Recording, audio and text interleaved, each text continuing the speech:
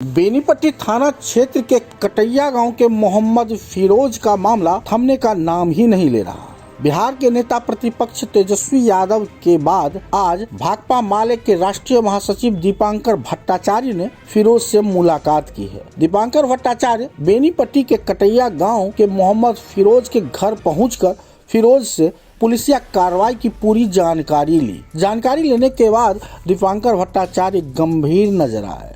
उन्होंने बिहार सरकार पर कई आरोप लगाए, कहा कि पुलिस को संविधान के अनुसार चलना चाहिए, न कि किसी जाति पंथ के अनुसार कार्रवाई करना चाहिए।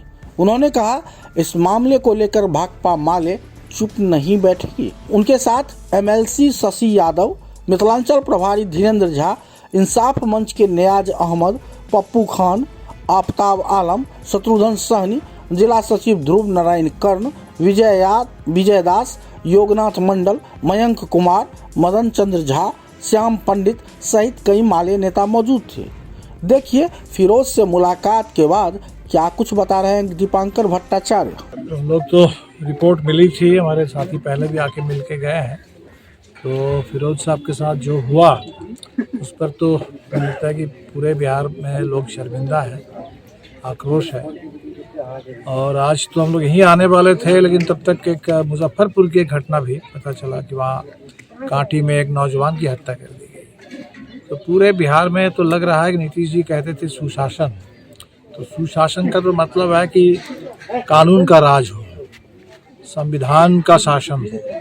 लेकिन यहाँ तो लग रहा है कि बिल्कुल पुलिस को खुली छूट दे दी गई है, पुलिस राज। और वो पुलिस भी अब धीरे धीरे भाजपा के एजेंडे पर चलने वाली पुलिस है। अफसरशाही और पुलिस राज और अपराधियों का तो मनोबल चारों तरफ बढ़ रहा है। तो हमें लगता है कि जो घटना घटी है इसमें अभी तक कोई कार्रवाई ठोस ढंग से नहीं हुई है। जो पुलिस अधिकारी जिम्मेदार हैं उनके खिलाफ हमें तो लगता है कि एग्जेम्पलरी पनिशमेंट होना चाहिए।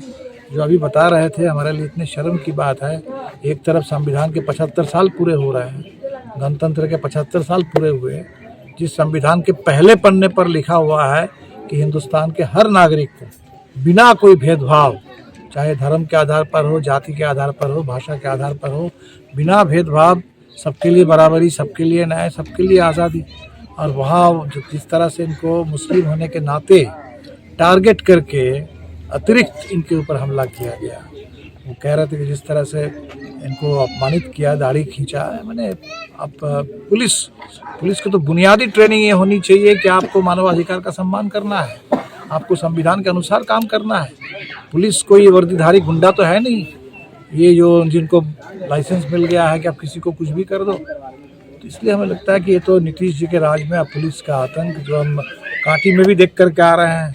वो 18 साल का नौजवान था, उसके ऊपर चोरी का इल्ज़ाम लगा करके, दरअसल वहाँ थाने में एक्सटॉर्शन का रैकेट चलता है कि पैसे दो तब तुमको छोड़ देंगे। 1.5 लाख रुपए मांग रहे थे, गरीब परिवार है, कुछ पैसे दे नहीं पाए, तो बाप माँ अभी गुहार लगा रहे हैं। और उसके जिस तरीके से हमने वीडियो देखा, वो कह रहे हैं कि आत्महत्या, वो तो लग रहा है कि बिल्कुल मार के टांग दिया गया। तो ये जो हो रहा है, थाने में हिरासत में मौत, इस तरीके से वाहन चेकिंग के नाम पर, वाहन चेकिंग करना है तो आपको आप ज़्यादा से ज़्यादा वाहन जब्त कर सकते।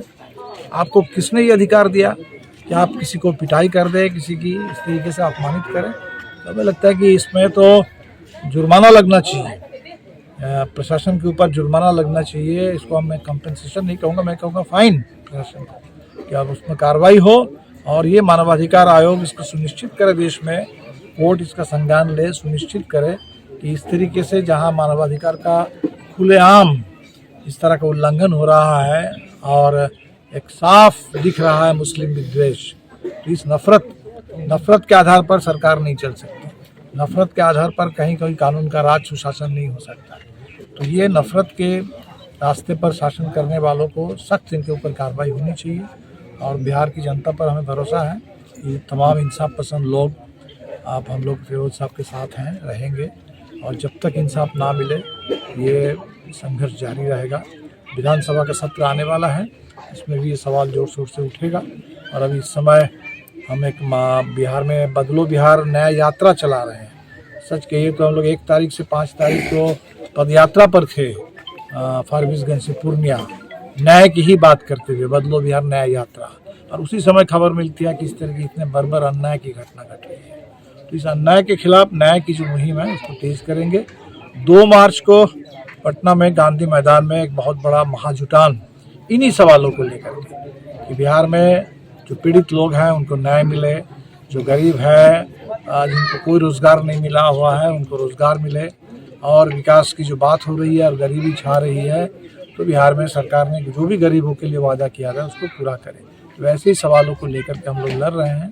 तो हम तो ये कहने के लिए आए हैं कि हम लोग बिल्कुल आपके साथ हैं, साथ पूरे बिहार के तमाम नौजवान, इंसाफ पसंद लोग, पूरे जितने मानवाधिकार संगठन, सब लोग तो देख रहे हैं कि लोग बहुत दुखी हैं और बहुत अफसोस है। बहुत हमारे लिए तो शर्म की बात है, हम लोग के शर्म से सिर झुक जाता है ऐसी घटनाओं को देखते हुए। हमारे देश में 75 साल बाद अगर यही हो रहा है, बाबा साहब अम्बेडकर के बारे में भी अपमानजनक टिप्पणी, इसीलिए जब अपमानजनक टिप्पणी संसद में खड़े होकर के गृह मंत्री करते हैं, वो किसी व्यक्ति पर एक टिप्पणी नहीं है, वो कोई जबान फिसल जाने का मामला नहीं है, वो बिल्कुल देश में एक ऐलान है कि हाँ इस देश में मानवाधिकार का, न्याय का कोई मतलब नहीं रहा, कानून का कोई राज नहीं मतलब नहीं रहा। एक तरीके से गुंडागर्दी का, तानाशाही का ऐलान करते हैं और उसके उदाहरण हर जगह हम लोग देख रहे हैं। तो हम तो बस यही कहेंगे कि पूरे मधुबनी का लोग साथ दें, मिथिला के लोग साथ दें, पूरे बिहार के लोग बिल्कुल साथ देंगे, लड़ेंगे और न्याय बिल्कुल हमारा हक है, हम लोग लेकर रहेंगे।